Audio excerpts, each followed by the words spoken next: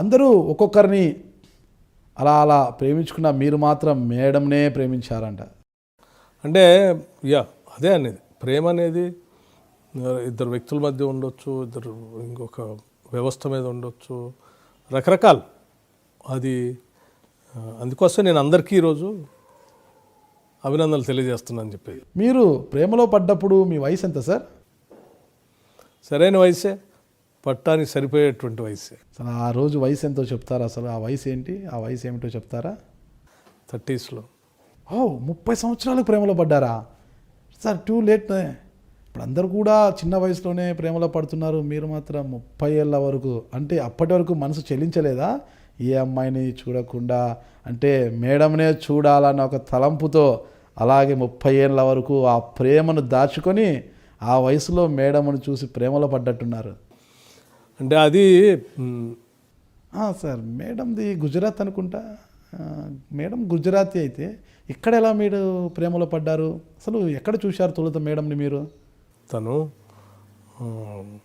Gujarati family, but settled in Hyderabad, Born and brought up in Hyderabad.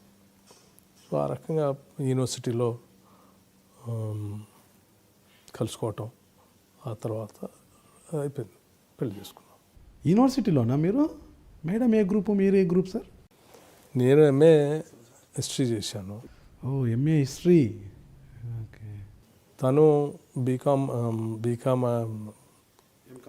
No తను business management చేసుకొని భవన్స్లో, అక్కడ నుంచి సెంట్రల్ యూనివర్సిటీకి అడ్మిషన్ కోసం వచ్చినప్పుడు ఆ రకంగా పరిచయం. అడ్మిషన్ కోసం, అప్లికేషన్ కోసం నేను అప్పటికే అక్కడ స్టూడెంట్. మేడం ఏమో యూనివర్సిటీకి వచ్చారు అడ్మిషన్ కోసము. మీరు మీ చదువు మీరు చదువుకోకుండా మేడం వైపు ఎందుకు చూశారు? అంటే అక్కడ ఎవరు ఎందుకు ఎప్పుడు ఎట్లా చూస్తారో తెలుస్తుంది. ఆ రోజు ఇంటరాక్షన్ ఏదో ఫ్రెషర్స్ వచ్చేటువంటి వాళ్ళు, అక్కడ ఉన్న స్టూడెంట్స్ కౌన్సిలింగ్ చేసే విధానం ఇవన్నీ కలిసారు. అంటే చూసిన వెంటనే మాట్లాడిచ్చారు సార్ మేడంని?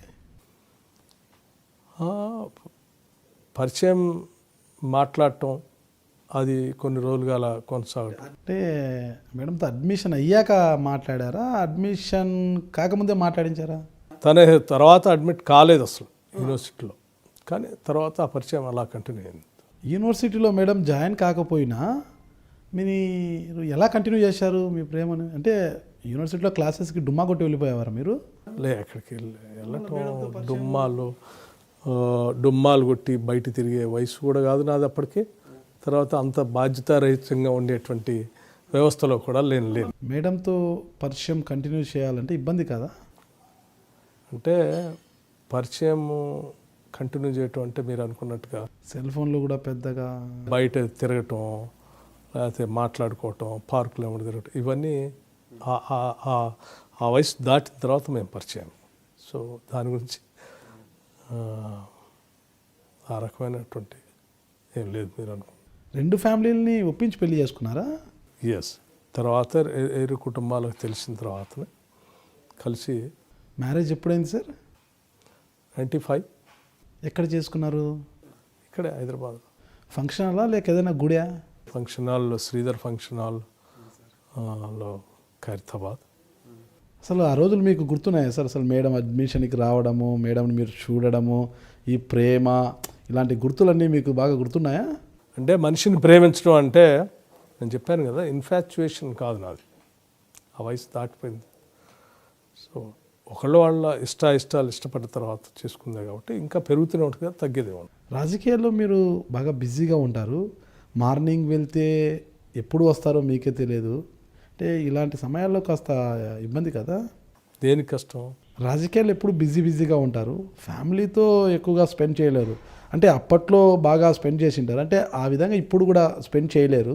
ఎప్పుడైనా సరే కష్టం దేనికి అంటున్నా. అంటే మేడంతో ఎక్కువగా స్పెండ్ చేయలేరు కదా మాట్లాడడానికి.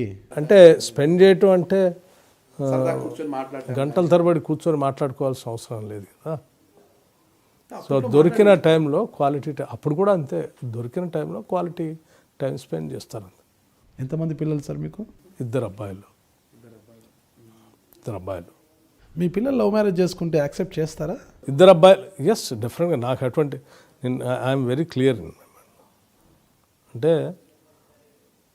ఒక టీంలో పనిచేసేటప్పుడు, ఒక కంపెనీలో పనిచేసేటప్పుడు, లేకపోతే చదువుకునేటప్పుడు, ఒక కోర్సులో ఒక రూమ్లో ఉండేటప్పుడు ఇద్దరు మనస్తత్వాలు కలకపోతే 2 రోజులు కూడా కలిసి ఉన్నటువంటి వాళ్ళు, ఉండలేనటువంటి వాళ్ళు. జీవితం మొత్తం కలిసి ఉండాల్సినటువంటి భార్యాభర్తలు కానీ డెఫినెట్గా వాళ్ళిద్దరు మనస్తత్వాలు కలిసి ఏకమై మేము సహజీవనం అంటే జీవితం మొత్తం కొనసాగించాలనుకుంటే అంతకంటే బెటర్ అండర్స్టాండింగ్ ఏముంటుంది అసలు. So I really appreciate it. నేను Mallu Bhatti Vikramarka, Telangana Pradesh Congress committee working president. IDream news సంబంధించిన నాగరాజు గారు ఇంటర్వ్యూ చేశారు. ఈ ఇంటర్వ్యూ త్వరలో రాబోతోంది. దీన్ని చూడవలసిందిగా విజ్ఞప్తి చేస్తూ ఉన్నాను.